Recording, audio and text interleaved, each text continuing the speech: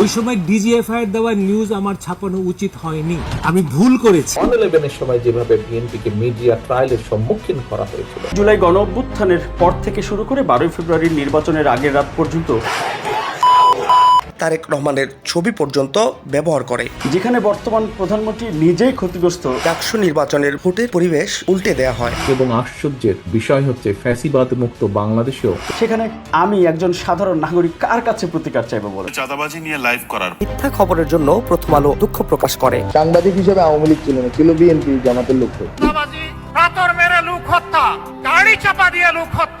মিথ্যা খবর সংঘবদ্ধভাবে শিরোনাম করে সংঘবদ্ধ অপপ্রচার এবং অপকৌশল দৃশ্যমান। চূড়ান্ত বিশ্বাস জন্মেছিল, সরকারের পতন এখন শুধুমাত্রই সময়ের ব্যাপার। কি একটা মেসেজ দিচ্ছে, আমার পক্ষ থেকে কখনো বলিনি, আজকে এখানে আমি কথাটি উপস্থাপন করতে চাচ্ছি। এটা কি নিউজ না বলেন, রিপোর্ট না, এটা টেলিভিশনে প্রচার হয় না। এরপরে বেগম খালেদা জিয়ার কার কাছে আমি বাসভবন থেকেই শুধু পালিয়ে যাননি, আমি ব্যক্তিগতভাবে অফিসের ডিউটির বাইরে শেষ পর্যন্ত সেই লাল টেলিফোনের রিপোর্টটি আমি প্রচার করতে পারিনি। MHG লাইভ এবং ওপেন মিডিয়া সেল এই দুটি লোগোতে এক বছরে প্রায় 480টির মতো প্রতিবেদন তথ্য প্রমাণ সহ উপস্থাপন করেছি যে বাংলাদেশের পলিসি বিরোধী এবং বিএনপি এবং তারেক রহমানকে টার্গেট করে অপপ্রচার এবং নিউজ ব্ল্যাকআউট। জুলাই গণ অভ্যুত্থানে বিএনপি ও তারেক রহমানের ভূমিকা একমাত্র দলিল হচ্ছে মিরাজ হোসেন গাজীর এই ডকুমেন্টারি। আমি চূড়ান্ত প্রতিহিংসার শিকার হই। আমার সত্য প্রকাশের ক্ষেত্রে প্রতিবন্ধকতা কেউ হতে পারবেন না।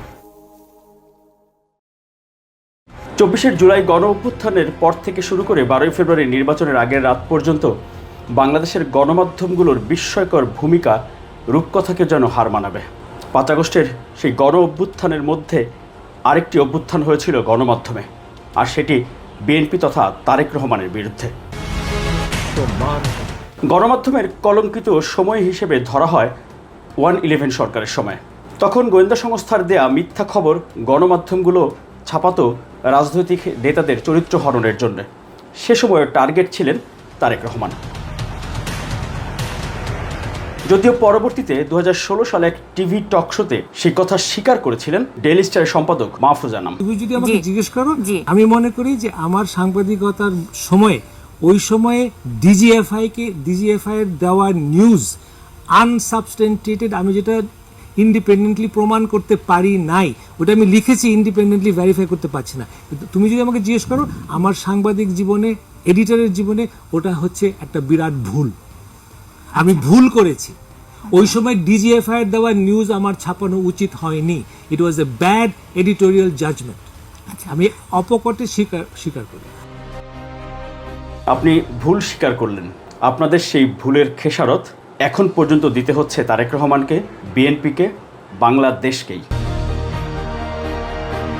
আর 24 জুলাই গণ অভ্যুত্থানের পরে নতুন কৌশলে, নতুন পদ্ধতিতে সংঘবদ্ধভাবে গণমাধ্যমগুলো যেই অপপ্রচার এবং সংঘবদ্ধভাবে ইতিবাচক সংবাদ ব্ল্যাকআউট করছে, তা রীতিমতো মিডিয়া কু বলা চলে।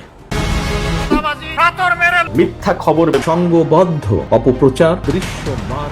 বিএনপিকে যে আবারও মিডিয়া ট্রায়ালের সম্মুখীন করা হচ্ছে, 24 গণ অভ্যুত্থানের পরপরই সেই আলামত পেয়েছিলেন বর্তমান প্রধানমন্ত্রী তারেক রহমান। একটি ষড়যন্ত্র আবারও শুরু হয়েছে। প্রিয় সহকর্মী, কিন্তু এটি যে শুধু কথার কথা নয়, বা আমাদের বক্তব্যের প্রতি যাতে মানুষ আকর্ষণ বোধ করে বা আকর্ষিত হয় তার জন্য বলছি না, আসলেও এইরকম একটি ঘটনা ধীরে ধীরে পাক খাচ্ছে, ধীরে ধীরে গড়ে উঠছে একটি ষড়যন্ত্র, বিশাল একটি মহল বা যারা ষড়যন্ত্র করছে বাংলাদেশ জাতীয়তাবাদী দল, বাংলাদেশি জাতীয়তাবাদী শক্তির বিরুদ্ধে, একই সাথে দেশের স্বাধীনতা সার্বভৌমত্বের বিরুদ্ধে। তারা তাদের অবস্থান থেকে তাদের সাথে যে সকল মিডিয়া হাউসের সম্পর্ক আছে, তাদের মাধ্যমে ঠিক 1/11 সময় যেভাবে বিএনপিকে মিডিয়া ট্রায়ালের সম্মুখীন করা হয়েছিল, ঠিক একইভাবে এরকম একটি প্রেক্ষাপট ধীরে ধীরে তৈরি করার চেষ্টা তারা করছে। ঘটনা ঘটেছে একরকম, পত্রিকার পাথে উপস্থাপন করা হয়েছে আরেক রকম ভাবে।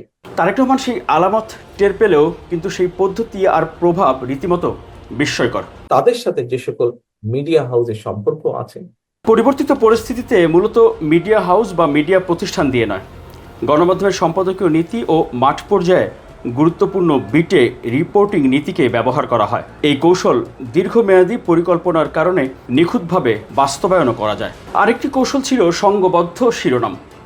একসাথে বেশ কয়েকটি গণমাধ্যম যদি একই ধরনের শিরোনাম করে, ঘটনা ঘটেছে এক, কিন্তু সংবাদ মাধ্যমগুলো শিরোনাম করেছে বা খবর প্রকাশ করেছে, প্রচার করেছে ভিন্ন। এতগুলো গণমাধ্যম একসাথে একই নিউজ করেছে, সেটি তো নিশ্চয়ই মিথ্যা হতে পারে না, বা সেখানে সন্দেহ করার মানসিক সাহস বা শক্তিটুকুই তো থাকার কথা না। উদ্বেগ এবং আশ্চর্যের বিষয় হচ্ছে ফ্যাসিবাদ মুক্ত বাংলাদেশেও বর্তমানে বিএনপির বিজয় ঠেকাতে সংঘবদ্ধ অপপ্রচার এবং অপকৌশল দৃশ্যমান হতে শুরু করেছে। 24 জুলাই গণ অভ্যুত্থানের পরবর্তী বাংলাদেশের গণমাধ্যম আসলে কেমন ভূমিকা পালন করেছে, কিভাবে বিএনপি এবং তারেক রহমানের বিরুদ্ধে যে রীতিমতো মিডিয়া কু করেছে, সেই তথ্য প্রমাণ দেখার আগে আপনাদেরকে একটি প্রতিবেদন বা একটি রিপোর্ট একটু দেখার অনুরোধ করছি। একটু মনোযোগ দিয়ে দেখবেন।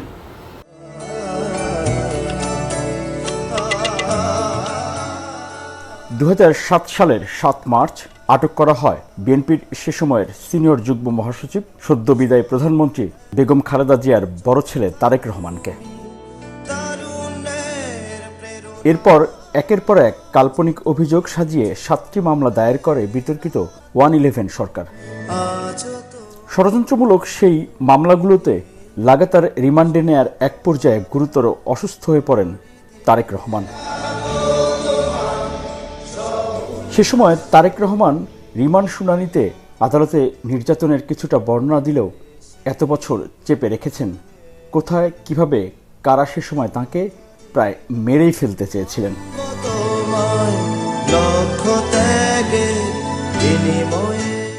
16 মার্চ 2025 গুমখুন ও আয়নাঘরে বন্দী থাকা সদস্য ও তাদের পরিবারের সম্মানে ইফতার মাহফিলে বক্তব্যের এক পর্যায়ে প্রথমবারের মতো তারেক রহমান বলেই ফেললেন ছোট ভাই সহ তাঁকেও আয়নাঘরে নির্যাতন করা হয়েছিল। একটি কথা আমি আমার পক্ষ থেকে কখনো বলিনি, আজকে এখানে আমি কথাটি উপস্থাপন করতে চাচ্ছি।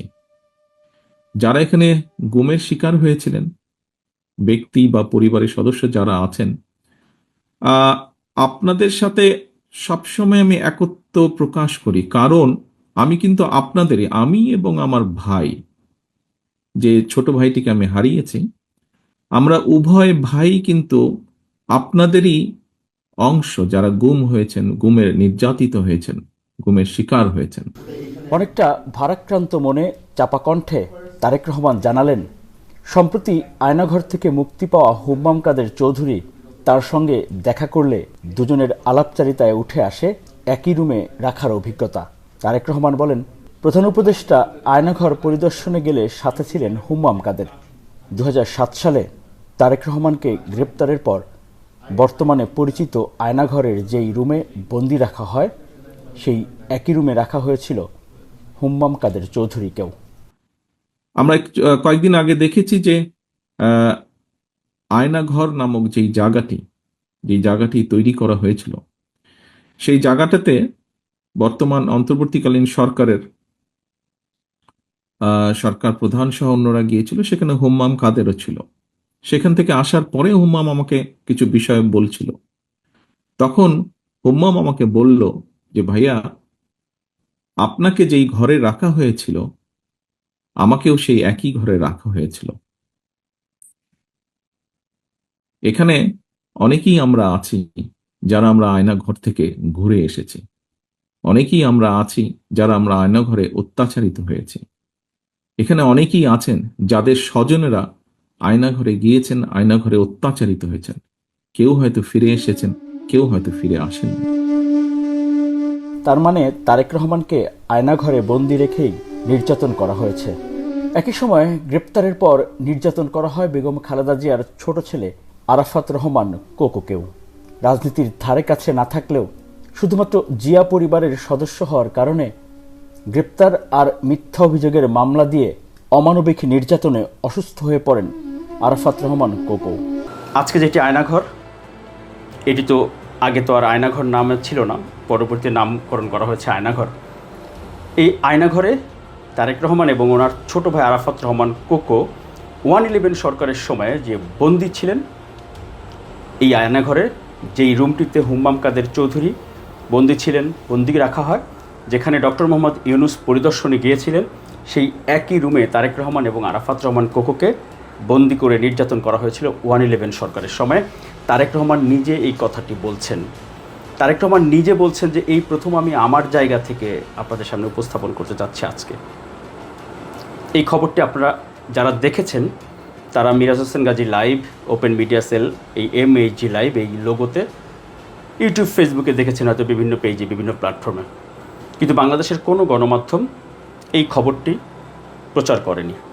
কোনো গণমাধ্যম না, সংঘবদ্ধভাবে বাংলাদেশের গণমাধ্যমগুলো এই খবরটি ধামাচাপা দিয়ে দিয়েছে। শুধু এই একটি খবর না, বিএনপি এবং তারেক রহমান, বেগম খালেদা জিয়া, ওনাদের এমন ইতিবাচক খবরগুলো যেগুলো রাজনীতিতে হয়তো ইতিবাচক প্রভাব ফেলবে, এরকম অসংখ্য প্রতিবেদন যেগুলো বিএনপি এবং তারেক রহমানের জন্য ইতিবাচক, যেগুলো সাদামাটাভাবে আমরা যারা রিপোর্টিং করি, সাংবাদিকতা করি, ন্যূনতম যেটুকুই সাংবাদিকতা জানি, যেই খবরগুলো শিরোনাম হবে, হেডলাইন হবে, লিড নিউজ হবে, তারেক রহমানের বক্তব্যগুলো, ইভেন্টগুলো, আগের ফলো আপ রিপোর্টগুলো বাদই দিলাম, কিন্তু সেই খবরগুলো বাংলাদেশের গণমাধ্যম সংঘবদ্ধভাবে ব্ল্যাকআউট করে দিয়েছে, ধামাচাপা দিয়ে দিয়েছে। অনেকে নিশ্চয়ই খেয়াল করেছেন তো, ব্যক্তিগত ডিজিটাল প্ল্যাটফর্মে MHG লাইভ এবং ওপেন মিডিয়া সেল, এই দুটি লোগোতে রিপোর্ট প্রচার করে আসছে। নিশ্চয়ই শুভাকাঙ্ক্ষীদের প্রশ্ন যে কেন টেলিভিশন সাংবাদিক, কেন বিকল্প মিডিয়াতে বা বিকল্প মাধ্যমে এই নিউজগুলো করবেন। প্রথম যে রিপোর্টটি আপনাদেরকে দেখাচ্ছিলাম, সেই তখনও রোজার সময়, মার্চ মাসের 16 তারিখ, সেদিন আমি যখন দেখছিলাম, বক্তব্য শুনছিলাম, পরে আমি দেখি 7:30 নিউজে, বাংলা ভিশন নিউজে সেটি নেই। আমি নিউজ রুমে তখন বললাম, রীতিমতো একটু চিল্লাচিল্লি, এরকম একটি খবর। তখন যারা দায়িত্বশীল কর্তা ব্যক্তিরা তারা ছিলেন, কোনো রকম কোনো আওয়াজ দিলেন না, কথা বললেন না। তখন আমি একটু ঘাটাঘাটি করে তথ্যপত্র সংগ্রহ করার চেষ্টা করলাম। এরকম অসংখ্য রিপোর্ট যেগুলো বিএনপির জন্য পজিটিভ, তারেক রহমানের জন্য পজিটিভ, সেই রিপোর্টগুলো সংঘবদ্ধভাবে বাংলা ভিশন সহ মূলধারার গণমাধ্যমগুলো ধামাচাপা দিয়ে গেছে বা ব্ল্যাকআউট করে দিয়েছে। সেদিন থেকে এই এক বছরে প্রায় 480টির মতো প্রতিবেদন বা রিপোর্ট, যেগুলো টেলিভিশনে প্রচার হয়, এমন প্রায় 80-90 রিপোর্টই টেলিভিশনে প্রচার হওয়ার মতো, মিলিয়ন মিলিয়ন মানুষের কাছে আমি পৌঁছাতে পেরেছি সেই তথ্যগুলো। একটি ছোট টিম নিয়ে, ছোট একটি ক্যাম্প অফিস নিয়ে, নিজের সামর্থ্য অনুযায়ী যেটুকু পেরেছি, সর্বোচ্চ চেষ্টা, পরিশ্রম, দিনে অফিস, রাত জেগে জেগে। ইউটিউবে গেলে প্লে লিস্ট করা আছে, সেখানে আপনারা সহজে দেখতে পারবেন। ফেসবুকের চেয়ে ইউটিউবে বের করা সহজ। যখন বেগম খালেদা অসুস্থ, তারেক রহমান দেশে আসতে পারবেন না, ওই সময় কথা মনে আছে? রীতিমতো তখন এই যে গুপ্ত বাহিনীরা হুমকি ধমকি, বিভিন্ন তাদের মানে দাপট, বিস্ময়কর ব্যাপার।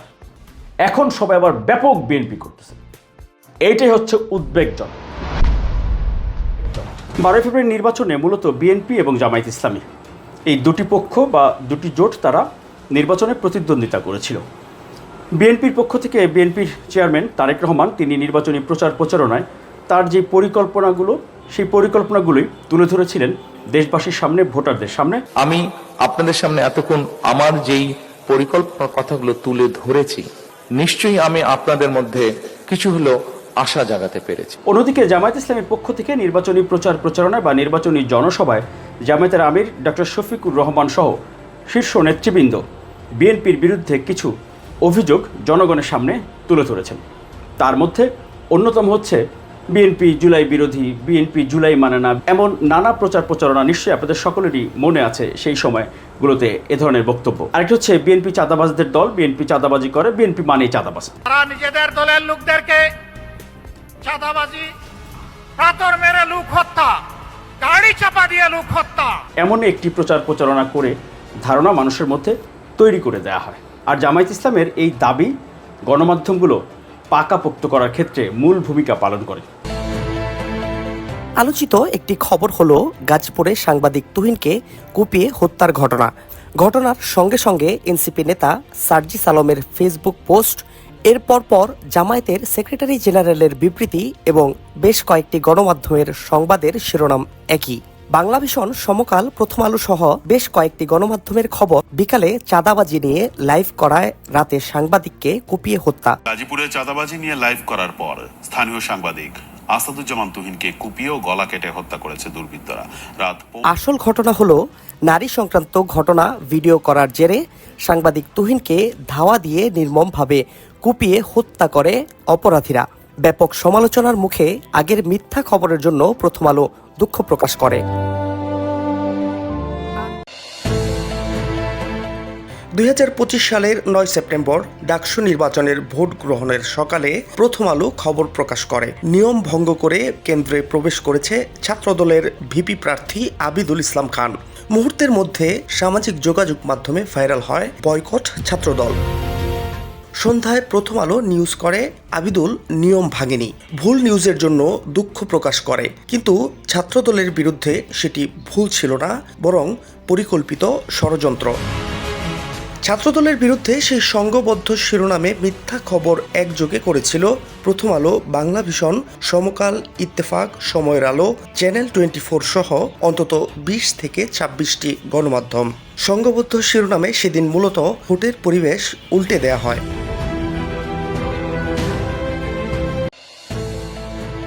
রাজবাড়ীতে পেট্রোল পাম্প কর্মীকে হত্যা, বাংলা ভিশন সহ কয়েকটি গণমাধ্যম সংঘবদ্ধভাবে শিরোনাম করে পেট্রোলের টাকা চাওয়ায় কর্মীকে গাড়ি চাপা দিয়ে হত্যা, যুবদল নেতা আটক।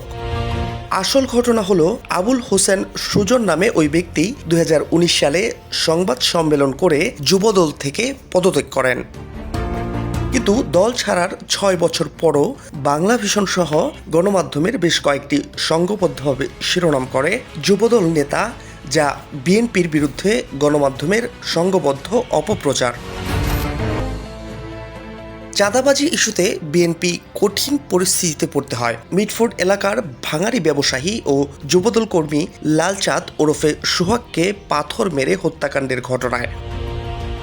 9 জুলাই 2025-এর ঘটনা। দুদিন পর গণমাধ্যমে খবর হয় চাঁদা না দেওয়ায় পাথর মেরে হত্যা করেছে যুবদল। সংঘবদ্ধভাবে একই শিরোনাম হয় বেশ কিছু গণমাধ্যমে। একই সাথে জামায়াত ইসলামী ও ছাত্র শিবির সরাসরি বিএনপির চেয়ারম্যান তারেক রহমানের নামে কুরুচপূর্ণ অশ্লীল স্লোগানে বিক্ষোভ করে। শুধু তাই নয়, বাংলা ভিশনের সংবাদ তারেক রহমানের ছবি পর্যন্ত ব্যবহার করে।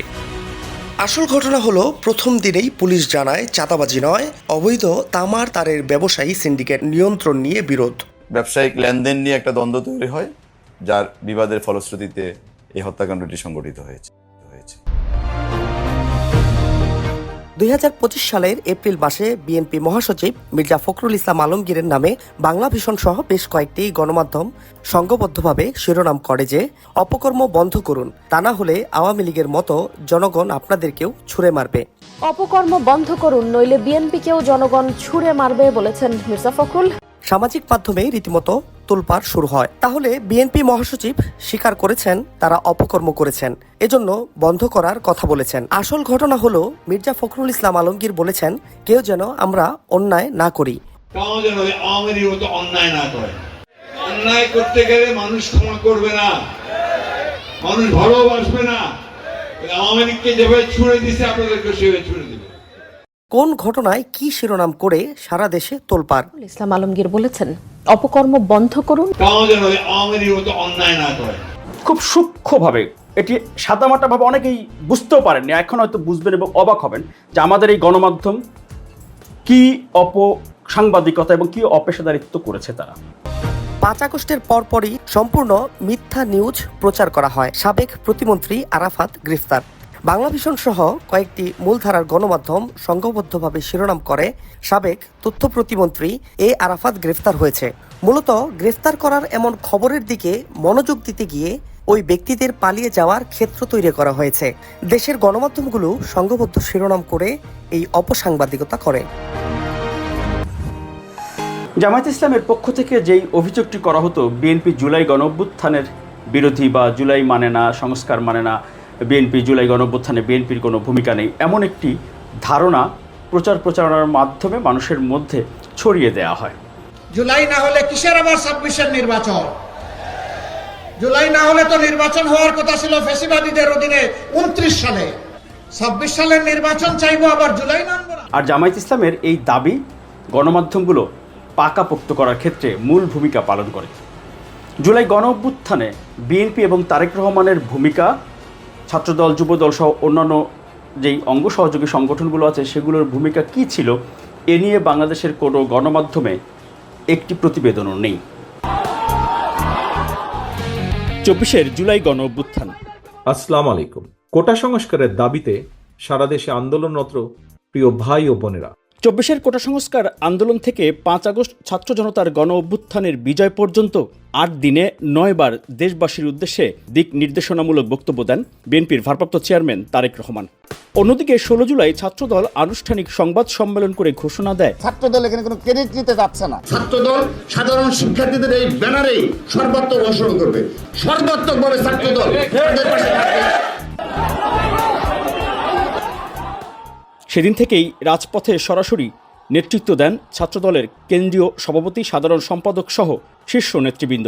সারা দেশেও বিএনপি এবং অঙ্গ সহযোগী সংগঠনের শীর্ষ নেতারা রাজপথে সামনে থেকে নেতৃত্ব দেন এবং ছাত্র জনতাকে নিয়ে ক্ষমতাসীনদের, অস্ত্রধারীদের প্রতিহত করেন। সেভাবেই বিএনপির নেতারাও দলীয় ব্যানারের বাইরে সাধারণ ছাত্র জনতার সাথে আন্দোলনে রাজপথে সম্মুখভাগে থেকে নেতৃত্ব দেন। যার যা কিছু আছে তাই নিয়ে ছাত্র জনতার বৃহত্তর এই ঐক্যের আন্দোলনকে আমরা সফল করি। ওই তাদের যে একটা মেসেজ দিচ্ছে সবাইকে যে যা কিছু আছে সব তো বঙ্গবন্ধুর কথা এখন নকল করে। 2 দিন কন্টিনিউ করতে পারলে আর এই গভর্নমেন্ট থাকবে না। জি হ্যাঁ, তো সেভাবে বাঁচতে কিভাবে বাবা? বিজয়ীর কাছে পরাজিতরা নিরাপদ থাকলে বিজয়ের আনন্দ মহিমান্বিত হয়। এই বক্তব্যগুলো তারেক রহমানের ভেরিফাইড ফেসবুক পেজ সহ বিএনপির অফিসিয়াল ডিজিটাল মাধ্যমগুলোতে মুহূর্তের মধ্যে দেশে ও প্রবাসে মিলিয়ন মিলিয়ন মানুষের কাছে পৌঁছে যায়। 2024 5 আগস্ট বিকালে দেশের উত্তাল সময়ে একমাত্র রাজনৈতিক অভিভাবক হিসেবে তারেক রহমানের দেয়া বক্তব্য তাঁর ভেরিফাইড ফেসবুক পেজেই 22 মিলিয়ন মানুষ দেখেন দিনে দিনে। কিন্তু বিস্ময়কর ঘটনা হলো, এমন একটি গণ অভ্যুত্থানে বিএনপির মতো সবচেয়ে জনপ্রিয় ও বড় রাজনৈতিক দলের এত ভূমিকা, এত তথ্য প্রমাণ ও ভিডিও ফুটেজ, রাজপথে শত শত শহীদ ও আহত হওয়ার তথ্য প্রমাণ আছে, শুধু দেশের গণমাধ্যমে একটি বাক্য সংবাদ হিসেবে জায়গা পায়নি। ন্যাক্কারজনকভাবে গণ অভ্যুত্থানের 1 বছর পরও গণমাধ্যমগুলো সংঘবদ্ধভাবে জুলাই গণ অভ্যুত্থানের ইতিহাস থেকে বিএনপি ও তারেক রহমানকে সম্পূর্ণ ব্ল্যাকআউট করেছে। পরবর্তীতে তারেক রহমান বিভিন্ন অনুষ্ঠানে জুলাই গণ অভ্যুত্থানে ওনার যে ভূমিকা বা ওনার যে অভিজ্ঞতা, সেটি তারেক রহমান নিজে বলছিলেন। জুলাই গণ অভ্যুত্থানের সময় তার যে অভিজ্ঞতা সেগুলো বলছিলেন একাধিক অনুষ্ঠানে। কোটা সংস্কার থেকে ফ্যাসিবাদ পতন আন্দোলনে বিএনপি সহ গণতান্ত্রিক দলগুলোর রাজনৈতিক কৌশলের অজানা অধ্যায় প্রথমবার প্রকাশ করলেন বিএনপির ভারপ্রাপ্ত চেয়ারম্যান তারেক রহমান। ছাত্র জনতার রক্তক্ষয়ী আন্দোলনকে ফ্যাসিস্ট পতনের এক দফা আন্দোলনে পরিণত করে ফ্যাসিস্টের পতন নিশ্চিত করতে বিএনপি সহ দেশের সকল গণতান্ত্রিক দলগুলোর পরিকল্পনা এবং কৌশল অবলম্বন করেছিল দলগুলো। তবে কোটা সংস্কারের পথ ধরে ফ্যাসিস্ট পতনের আন্দোলন যাতে দেশে বা বিদেশে কোনোভাবেই যাতে কোনো একটি পার্টিকুলার বা কোনো একক রাজনৈতিক দলের আন্দোলন হিসেবে পরিচিত না পায়, সেটিও নিশ্চিত রাখা ছিল রাজনৈতিক কৌশলের একটি অংশ। জুলাই গণ অভ্যুত্থানের প্রথম বার্ষিকী উপলক্ষে 19 জুলাই বেসরকারি বিশ্ববিদ্যালয়ের শিক্ষক শিক্ষার্থীদের অনুষ্ঠানে তারেক রহমান একথা বলেন। 24 18 জুলাই শিক্ষার্থীদের আন্দোলনে বিভিন্ন রাজনৈতিক দল ও সাধারণ মানুষের ব্যাপক অংশগ্রহণে সরকার পতনের বিষয়ে সেদিনই আত্মবিশ্বাসী হন তারেক রহমান। সেই অভিজ্ঞতা বলছিলেন বেসরকারি বিশ্ববিদ্যালয়ের এই অনুষ্ঠানে। কোটা সংস্কারের দাবিতে আন্দোলন শুরু হলেও 16 জুলাইয়ের পর থেকে মূলত কিন্তু আন্দোলন আর কোটা সংস্কারের দাবিতে সীমাবদ্ধ ছিল না। সারা দেশে স্ফুলিঙ্গের মতন ছড়িয়ে পড়া আন্দোলন দমন করতে তৎকালীন মাফিয়া সরকার বেপরোয়া হত্যা আর নির্মম দমন পীড়ন চালাতে শুরু করেছিল। সেই মাফিয়া সরকারের গুলি বন্দুকের ভয়কে উপেক্ষা করে, বিশেষ করে 18 জুলাই থেকে দল মত নির্বিশেষে যেভাবে রাজপথে বুকের তাজা রক্ত ঢেলে দিয়েছিলেন একজন রাজনৈতিক কর্মী হিসেবে, সেদিন থেকে আমার চূড়ান্ত বিশ্বাস জন্মেছিল যে মাফিয়া সরকারের পতন এখন শুধুমাত্রই সময়ের ব্যাপার। 24 18 জুলাই আন্দোলন চলাকালে ভার্চুয়াল বক্তব্যেই তারেক রহমানের রাজনৈতিক দূরদর্শিতার প্রমাণ মেলে। খুনি হাসিনা জনগণের কাছে আত্মসমর্পণের দ্বার প্রান্তে, এখন শুধু সময়ের অপেক্ষা মাত্র। এদিকে বেসরকারি বিশ্ববিদ্যালয়ের অনুষ্ঠানে তারেক রহমান আরো বলেন, কোটা সংস্কার বিষয়টি বিএনপির কর্মপরিকল্পনায় অন্তর্ভুক্ত ছিল বহু আগে থেকেই। আপনাদের হয়তো কারো কারো স্মরণ আছে, তারপরেও আমি বলতে চাই 2014 সালে 15 জুলাই লন্ডনে বিএনপি আয়োজিত এক আলোচনা সভায় সেই বক্তব্যেই তখন আমি বলেছিলাম, বিএনপি মনে করে জনগণের রায় বিএনপি রাষ্ট্র পরিচালনার সুযোগ পেলে চাকরিতে কোটা পদ্ধতিটি 56% থেকে কমিয়ে পরিবর্তন করে 5% নামিয়ে আনবে বা আনার পরিকল্পনা রয়েছে। এটি সেদিনই বলেছিলাম 2014 সালে। নেতৃবৃন্দ, আমি দৃঢ়ভাবে আরো বিশ্বাস করি বাংলাদেশের মেধাবীরাই পারে বাংলাদেশকে এগিয়ে নিয়ে যেতে। সেই মেধাবীদের জন্য জায়গা করে দিতে সরকারি চাকরিতে কোটার হার থেকে কমিয়ে মেধাবীদেরকে জায়গা দেওয়ার জন্য 5% মধ্যে নিয়ে আসা উচিত। 14 থেকে 24 গণতন্ত্র পুনরুদ্ধারের আন্দোলনের মধ্যেই 2 দফা কোটা সংস্কারের দাবিতে শিক্ষার্থীদের আন্দোলন। সেই ধারাবাহিকতায় 24 জুলাই গণ অভ্যুত্থানে পতন হয় ফ্যাসিবাদ সরকারের। যে রিপোর্টটি দেখলেন, তারেক রহমান নিজে বলছেন যে জুলাই গণ অভ্যুত্থানের সেই সময় 18 জুলাই তিনি নিশ্চিত আত্মবিশ্বাসী ছিলেন। মানে এইরকম তথ্য তারেক রহমান নিজে বলছেন, সেই খবরগুলো বাংলাদেশের গণমাধ্যমগুলো সংঘবদ্ধভাবে ব্ল্যাক আউট করে দিয়েছে। শুধু এটিই না, 5 আগস্ট থেকে 8 আগস্ট যে সরকার ছিল না, ওই সময়ে ওনার যে ভূমিকা আর বিএনপির যে ভূমিকা, আপনাদের নিশ্চয়ই মনে আছে, বেশি দিন আগের কথা না, স্বৈরাচার পালিয়ে যাবার পর দেশে কিন্তু 3 দিন কোনো সরকার ছিল না, বলতে গেলে কোথাও সরকার ছিল না। কিন্তু সেই সময় দেশের আইন শৃঙ্খলা হোক এবং তার কয়েকদিন পরে হিন্দু সমাজের সম্প্রদায়ের পবিত্র একটি পূজা উদযাপিত হয়েছিল এবং তখন বিএনপির প্রত্যেকটি নেতাকর্মী আমরা কেন্দ্র থেকে নির্দেশ দিয়েছিলাম, কিন্তু আপনারা প্রত্যেকে পরিশ্রম করে সেদিন আপনারা আইন শৃঙ্খলা বজায় রেখেছিলেন, যাতে কোথাও কেউ কোনো সুযোগ নিয়ে কোনো অকারেন্স করতে না পারে। দফায় দফায় ভিডিও বার্তার মাধ্যমে উনি যে নেতৃত্ব দিয়েছেন, প্রতিশোধ পরায়ণ হবেন না, কেউ আইন নিজের হাতে তুলে নেবেন না। কাজেই ওই যে 3 দিন সরকার ছিল না, তখনও আপনাদেরকে আমরা নির্দেশ পাঠিয়েছিলাম যে প্রত্যেক জায়গায় আপনাদেরকে জনগণের সাথে থাকতে হবে, জনগণের জানমালের ক্ষতি যাতে কেউ করতে না পারে সেই দায়িত্ব আপনাদের সকলকে নিতে হবে। এবং আপনারা সজাগ থেকেছিলেন, সতর্ক থেকেছিলেন। ফলে যখন কোনো দেশে সরকার ছিল না, যখন কোনো কিছু কাজ করছিল না, বিএনপির নেতাকর্মীরাই কিন্তু সেদিন দেশকে ধরে রেখেছিল, দেশের আইন শৃঙ্খলা পরিস্থিতিকে ধরে রেখেছিল। কাজে প্রিয় সহকর্মীবৃন্দ, আপনাদের সেই দায়িত্ব আজও শেষ হয়ে যায়নি। সাধারণ আওয়ামী লীগ সমর্থক যারা, তারা তো আর সবাই তো আর অপরাধী না, তারা তো পরাজিত। বিজয়ীর কাছে পরাজিতরা নিরাপদ থাকলে বিজয়ের আনন্দ মহিমান্বিত হয়। 5 আগস্ট থেকে 8 আগস্ট তারেক রহমানের যে ভূমিকা এবং তারপর থেকে তারেক রহমানের যে নেতৃত্ব, অভিভাবকত্ব, এটি দেশের রাজনৈতিক অভিভাবক ওই সময় 5 আগস্টে তারেক রহমান। সেই খবরটিও তারেক রহমান সেই 5 আগস্ট থেকে 8 আগস্টের স্মৃতিচারণ করছিলেন না নেতাকর্মীদেরকে এবং ভবিষ্যতে যে কোনো প্রয়োজনে প্রশাসনকে সহযোগিতা করার জন্য বলছিলেন। সেই খবরটিও গণমাধ্যম ব্ল্যাক আউট করে দিয়েছে। জুলাই গণ অভ্যুত্থান যেহেতু জামায়াত ইসলামী ওনাদের নিজেদের সম্পত্তি হিসেবে প্রচার করে, এককভাবে দাবি করে, এটা তো একেবারে প্রতিষ্ঠিত না, ওনারা দাবি করছেন যে সেইটা যেন পাকাপোক্ত থাকে, খেয়াল করবেন, আর কারো যেন কোনো ভূমিকা না থাকে এবং বিএনপির কোনো অস্তিত্ব যেন জুলাই গণ অভ্যুত্থানের ইতিহাসে না থাকে। মিডিয়া যদি না থাকে, কোনো সংবাদপত্রে বা মিডিয়াতে টেলিভিশনে রিপোর্ট না হয়, সেটি তো আর থাকলো না সামনে, তাই না, আলোচনায় প্রমাণ হিসেবে। এই কাজগুলো গণমাধ্যম সংঘবদ্ধভাবে কিন্তু করেছে, তথ্যপত্র সহ তুলে ধরলাম। একদিকে তারেক রহমান এবং বিএনপির জন্য ইতিবাচক খবরগুলো ব্ল্যাক আউট করে দেওয়া, জুলাই গণ অভ্যুত্থানের ইতিহাস থেকে তারেক রহমানের ভূমিকা, বিএনপির ভূমিকাকে ব্ল্যাক আউট করে দেওয়া। আরেকদিকে বিএনপির নামে মিথ্যা খবর, মিথ্যা শিরোনাম সংঘবদ্ধভাবে শিরোনাম করে বিএনপিকে জনগণের সামনে ভিলেন হিসেবে উপস্থাপন করা। এই যে ঘটনাগুলো যেগুলো এতক্ষণ আপনাদের সামনে উপস্থাপন করলাম, এবং সেখানে কিন্তু একমাত্র প্রতিবন্ধকতা ছিলাম কিন্তু আমি, কারণ আমি এই অপসাংবাদিকতাগুলো মেনে নেইনি। আমি এই অপসাংবাদিকতাগুলোর প্রতিবাদ করেছি, বিরোধিতা করেছি।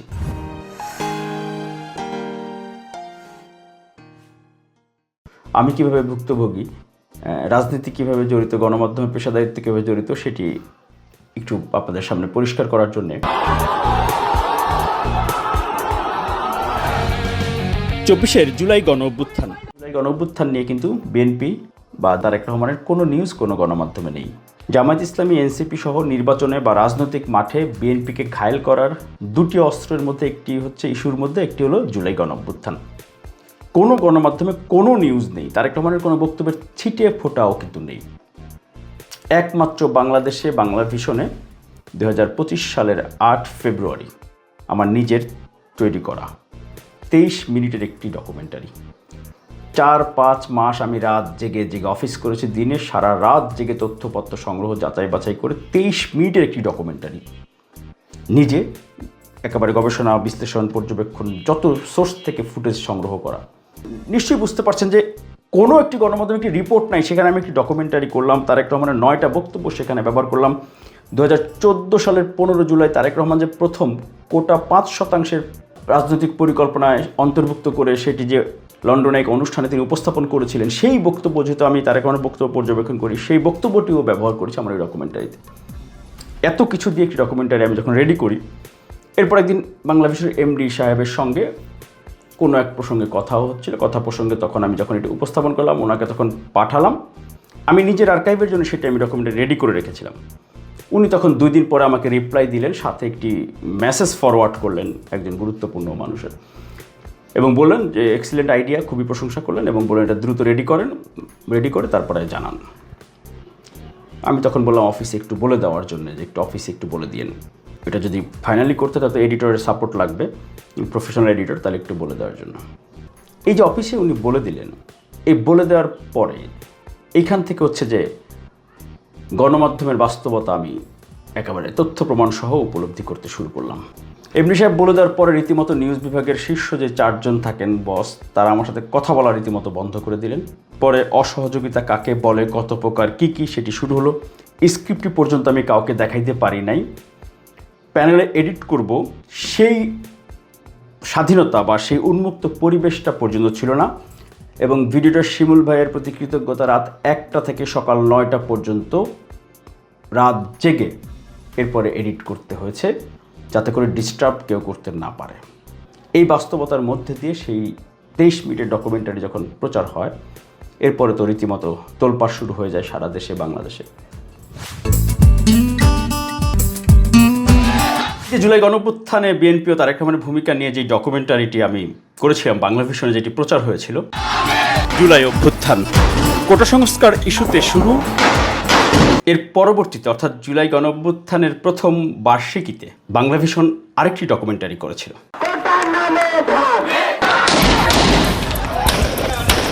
সেখানে যে বিএনপি ছাত্রদলের ভূমিকা যেইভাবে উল্লেখ করা হয়েছে, সেখানে পরিকল্পিতভাবে বিএনপির ভূমিকা এবং অবদানকে খাটো করে এরপরে উল্লেখ করা হয়েছে।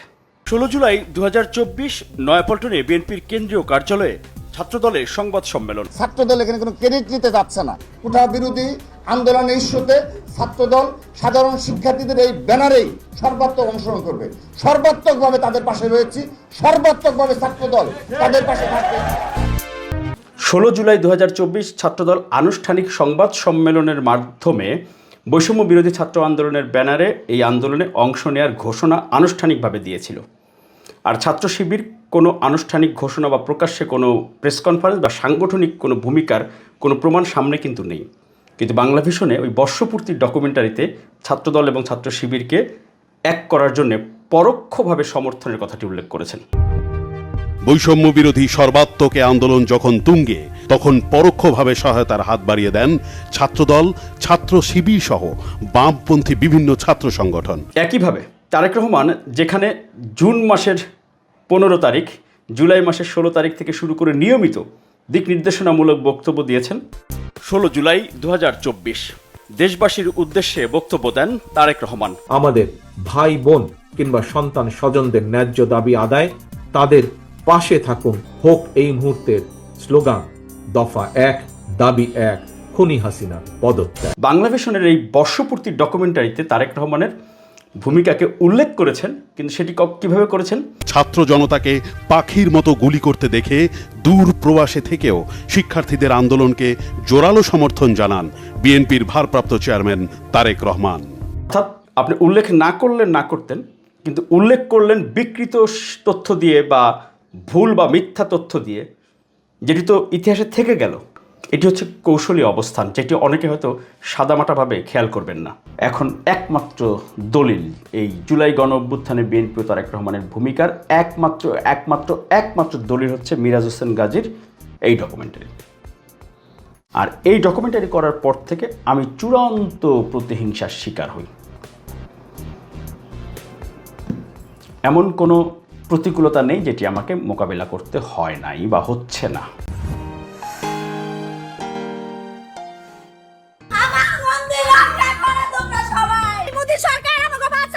সেই সংখ্যালঘু ইস্যুতে যে রিপোর্টটি আগস্ট মাসে, আমি একটা মহিলা মানুষ, আমি হিন্দু না, পুরো নেট দুনিয়া তামা বানা হেলাইছে মিথ্যা একটা ভিডিও। আপনি যান, যা দেখবেন ওর মন্দিরে একটা কিচ্ছু নষ্ট হয় নাই। মালতী রানীর মন্দিরে কোনো হামলা ভাঙচুরের ঘটনাই ছিল না। এরপরে বেগম খালেদা জিয়ার বাড়ি উচ্ছেদের সেই কার কাছে আমি বিচার চাইব 14 বছর আগে সেটির আসল ঘটনা উদ্ঘাটন করে সেই তথ্যপত্র, আসল ভিডিও ফুটেজ একটি বিশেষ সোর্স থেকে আমি পাই আগস্ট মাসে। নিজের বাসভবন থেকেই শুধু পালিয়ে যাননি, দেশ ছেড়েই পালিয়ে যান শেখ হাসিনা। এমন কিন্তু 12-14টি রিপোর্ট আমি ব্যক্তিগতভাবে অফিসের ডিউটির বাইরে, অ্যাসাইনমেন্টের বাইরে নিজে করে টেলিভিশনে সুযোগ বুঝে প্রস্তাব দিয়ে সেগুলো প্রচার করেছি। কারণ সাংবাদিকতা হচ্ছে আমার নেশা, আমার পেশা। সাংবাদিকতায় রিপোর্টিং যদি আমি করতে না পারি, এই যে বেগম খালেদা জিয়ার বাড়ি উচ্ছেদের এই রিপোর্টটি, বা এই যে জুলাই গণ অভ্যুত্থানের এই রিপোর্ট, এই সংখ্যালঘু নির্যাতন ইস্যুতে যে এই রিপোর্টটি, যেগুলো আমি এই 14টা লিঙ্ক আমি দিয়ে দিব ডিসক্রিপশন, তাহলে দেখলে বুঝতে পারবেন নিজের গরজে আমার প্যানেলে, আমার বাসায়, আমার নিজের মতো করে সেটি আমি কিন্তু করেছি। এরপরে বেগম খালেদা জিয়ার লাল টেলিফোন, একটা টেলিফোন যেটার মধ্যে এতক্ষণ কথাবার্তা হয়েছে, ওই টেলিফোনটা আমরা অন করে রেখেছি, এই যে মোবাইলটা, এটাতেই টেলিফোনে কথা বলবো। সে বলছে টেলিফোন ঠিক আছে, তো আপনারা তো নিজের ফোন করে। আমি সেই সৌভাগ্যবান একজন বা দুর্ভাগা একজন মিরাজ হোসেন গাজী। সেদিন আমি বেগম খালেদা জিয়ার ড্রয়িং রুমে, আমি আমার ক্যামেরা পার্সন সহ ওনার ড্রয়িং রুমে গিয়ে সেই ফোনটি চেক করেছিলাম। ওনার সাথে বেশ খানিকটা সময় কথা হয়েছিল। উনি সেদিন মজলুম, উনি সেদিন ভুক্তভোগী, উনি সেদিন আমি কিন্তু সেদিন হচ্ছে সাক্ষী, ইতিহাসের সাক্ষী। কিন্তু ওই সময় সেই রিপোর্টটি প্রচার করতে পারিনি। তখনকার গোয়েন্দা সংস্থার চাপে অফিসে আসতেই ভেতরে যে মিরাজ হোসেন গাজী গিয়েছে বাংলা ভিশনের রিপোর্টার, সেটি তো জানাজানি হয়ে গেছে। অফিসে আসতে প্রচার করতে পারি না। আমি সেই ফুটেজটি আর্কাইভ করে রেখেছিলাম। কিন্তু দুর্ভাগ্যজনক, শেষ পর্যন্ত সেই লাল টেলিফোনের রিপোর্টটি আমি প্রচার করতে পারিনি। বাংলা ভিশনের বর্তমান যারা দায়িত্বে আছেন, যে টিম, আমাকে বর্তমান চিফ রিপোর্টার বলে দিলেন, বাসা থেকেও কোনো রিপোর্ট করে এনে আর প্রচার করা যাবে না। অফিসে যেটা কাজ দিব সেটাই করবা, এর বাইরে কিছু না। অফিসের নানা সীমাবদ্ধতা, অজুহাতের কথা বলে স্পেশাল রিপোর্ট করার সুযোগ নেই। আমি নিজের গরজে নিজের রাতে জেগে বাসা অফিসের ডিউটির বাইরে রিপোর্ট করে নিয়ে প্রচার করার চেষ্টা করতাম, সেটাও বন্ধ। তাহলে নিশ্চয়ই বুঝতে পারছেন যে গণমাধ্যমগুলো যে রিপোর্টগুলো দেখায় না, মিরাজ হোসেন গাজী একা সেগুলো করছে। তার মানে মিরাজ হোসেন গাজী হচ্ছে সবার টার্গেট। এরপরে আমি যে বিকল্প মাধ্যমে এমএইচজি লাইভ, ওপেন মিডিয়া সেল, এই বিকল্প প্ল্যাটফর্মে যখন আমি এই রিপোর্টগুলো প্রচার করতে শুরু করলাম, তখন চারিদিক থেকে নানা রকম ষড়যন্ত্র, অপপ্রচার, নানা রকম চতুর্মুখী চাপ যাকে বলে, ব্যক্তিগত আক্রমণ, ফেসবুকে কমেন্ট করিয়ে সেগুলো আবার বিভিন্ন জায়গায় পাঠানো কমেন্টগুলো, আমাকে একেবারে রীতিমতো আওয়ামী লীগ বানায় ফেলছে, ফ্যাসিবাদ বানায় ফেলছে, এরকম নানা রকম কিছু বানায় যেভাবে পারছে। আমি আমার রিপোর্টিংয়ের দায়িত্বটুকু পালন করছি। কোনো গণমাধ্যম করছে না, আমি সেটি করছি ইতিহাসের সাক্ষী হিসেবে, যে একজন সাংবাদিক হলেও তার দায়িত্বটুকু পালন করেছে। কিন্তু যখন একেবারে আমার এই বিকল্প মাধ্যমটাও বন্ধ করে দেওয়ার ষড়যন্ত্র শুরু করলো আমার, এবং রীতিমতো হুমকি ধুমকি দেওয়া হয়েছে, আমাকে মফ করে গাড়ি নিয়ে আমি চলাফেরা করে একা আমাকে রীতিমতো আমার সহকর্মীদের মধ্যে কেউ আমাকে ভয়ভীতি, হুমকি পর্যন্ত দেখাইছে। আমি মিরাজ হোসেন গাজী সেই হুমকি ধুমকি তোয়াক্কা করিনি। কোনো গণমাধ্যম তারেক রহমানকে নিয়ে, বেগম খালেদা জিয়াকে নিয়ে ইতিবাচক নিউজ নেই, জামায়াতের যে মিথ্যাচার, অপপ্রচার, সেগুলোর সঠিক বিষয়টি ফ্যাক্ট চেক করে তুলে ধরা কোনো গণমাধ্যম তুলে ধরছে না, মিরাজ হোসেনকে ধরছে এবং লাখ লাখ মানুষের কাছে পৌঁছাচ্ছে, মিলিয়ন মিলিয়ন মানুষের কাছে পৌঁছাচ্ছে সেই রিপোর্টগুলো। রীতিমতো তখন আমার এই প্ল্যাটফর্ম বন্ধ করার জন্যও যখন আমি আভাস পাচ্ছিলাম ডিপার্টমেন্টকে, নিউজ বিভাগকে বলে যে এই রকম অপেশাদার আচরণ, মানসিক শারীরিক নির্যাতন, আমি আমার জীবনের নিরাপত্তা নিয়েও তো আমি শঙ্কিত, এখন রীতিমতো ভয় ভীতি দেখানো শুরু হয়েছে। তখন আমি বলি, আপাতত আমি এই বাস্তবতার মধ্যে আমি অফিস করতে পারবো না, আমাকে অ্যাসাইনমেন্ট আপাতত দিয়েন না। এরপরে 22 জানুয়ারি থেকে আমি তখন অফিসে নিউজ বিভাগে আর যাই না, কারণ আমাদের বাংলা ভিশনের নিউজ বিভাগ মানে প্রতিটা বিভাগ মানে স্বাধীন, একেবারে ম্যানেজমেন্টের হস্তক্ষেপ মুক্ত। কিন্তু আমার এই পুরো ঘটনা আমার বাংলা ভিশনের টপ ম্যানেজমেন্ট সহ সবাই জানেন। এরপরে আমাকে যখন অ্যাডমিন থেকে ফেব্রুয়ারি মাসের 22 তারিখে ডাকযোগে একটি চিঠি আসে আমার কাছে, আমি যদি যোগাযোগ ছিল অ্যাডমিনের সঙ্গে, আমি মাঝে মধ্যে অফিসে যাইতাম, তারা সব জানেন। 22 তারিখে যখন চিঠি আসে, চিঠি জবাব দিতে তারা যেটি বলে যে অত্র পত্র প্রাপ্তির 10 দিনের মধ্যে কারণ ব্যাখ্যা সহ 10 দিনের মধ্যে অফিসে যোগ দিতে নির্দেশ দেয়া গেল। এটা যখন আমাকে লিখলো তখন 22 তারিখে তারা লিখলো চিঠি। আমি 2 মার্চ আমি এই অপসাংবাদিকতার যেই তথ্য প্রমাণ, যেই বিকৃত শিরোনাম করা, নিউজ ব্ল্যাকআউট করা, ব্যক্তিগত ইস্যু সেভাবে না এনে প্রফেশনাল অফিসিয়াল ইস্যুগুলো সামনে এনে আমি তাদের সামনে উপস্থাপন করলাম যে এই ধরনের অপসাংবাদিকতা দিনের পর দিন তারা চালাচ্ছে। এখন আমি এত তথ্যপত্র তুলে আমি আমার ম্যানেজমেন্টকে দলিলপত্র সহ আমি তুলে দিলাম যে বাংলা ভিশনে গেল 15 মাসে এই ধরনের সংঘবদ্ধ শিরোনামে এই ধরনের নিউজ ব্ল্যাকআউট করা হয়েছে, এই ধরনের নিউজ অপপ্রচার করা হয়েছে বিএনপিকে ভিলেন বানানোর জন্য জাতির কাছে। যতগুলো মিথ্যা খবর সবগুলো নেতৃত্ব দিয়েছে বাংলা ভিশন, অথবা বাংলা ভিশন সেই অপপ্রচারের মধ্যে বাংলা ভিশনের নাম রয়েছে তথ্যপত্র সহ। এখন ম্যানেজমেন্ট কী ব্যবস্থা নেন? কারণ দর্শন নোটিশের জবাবের মূল অংশ, বিভিন্ন সময় অপেক্ষাকৃত বেশি সুযোগ সুবিধার প্রস্তাব থাকার পরও বাংলা ভিশন ছেড়ে অন্য কোনো গণমাধ্যমে যায়নি। আমি ক্ষুদ্র একজন কর্মচারী, সাংবাদিক হিসেবে আমি বাংলা ভিশনের ঐতিহ্যগত নিউজ পলিসির নিবেদিত প্রাণ কর্মী। বাংলা ভিশনের সেই ঐতিহ্যগত বার্তা বিভাগের পলিসিতেই আমি কাজ করতে চাই, কিন্তু বর্তমান পলিসি বা নীতি অব্যাহত থাকলে এই টিমের সাথে মানিয়ে নেওয়া সম্ভব কিনা সেই বিষয়ে বিবেচনা করার অবকাশ রয়েছে বলে আমি ব্যক্তিগতভাবে মনে করি। আমি আমার ব্যক্তিত্ব, আমার নীতি নৈতিকতা সঙ্গে আমি আপোষ করব না। আমি পরিষ্কারভাবে লিখিতভাবে আমার অফিসকে আমি বলেছি বাংলা ভিশনের যেই বৈশিষ্ট্য, যেই পলিসি, সেটার সাথে আমি আজীবন কাজ করব, কিন্তু বর্তমানে এই যে পরিবর্তিত যে পরিস্থিতি, এই টিমের সঙ্গে আমি মানিয়ে নিতে পারবো কিনা, সেটি সম্ভব কিনা সেই বিষয়ে বিবেচনা করার অবকাশ আমার রয়েছে। আমার মনে হয় আমাকে নিয়ে যারা গর্ব করেন, আমার এলাকার যারা জুনিয়র সিনিয়র সহ যারা আমাকে পছন্দ করেন, আমাকে জানেন, আমার মনে হয় আমার এই অবস্থানের পক্ষে আপনারাও থাকবেন। অনেক ত্যাগ তিতিক্ষা, অনেক অত্যাচার অবিচার সহ্য করেছি। সাংবাদিকতার চাকরির জন্য আমি করতে আসিনি, এটি আমার যারা জানেন তারা জানেন। এই নিউজের অপেশাদারিত্ব সকলেই জানতেন বা সকলেই জানেন, জানানো হয়েছে আমার জায়গা থেকে শুধু না, বিভিন্ন গোয়েন্দা সংস্থা থেকেও তাদেরকে অবহিত করা হয়েছে বাংলা ভিশনের নিউজ বিভাগের অদৃশ্য শক্তি বা গুপ্ত বাহিনীর দখলে।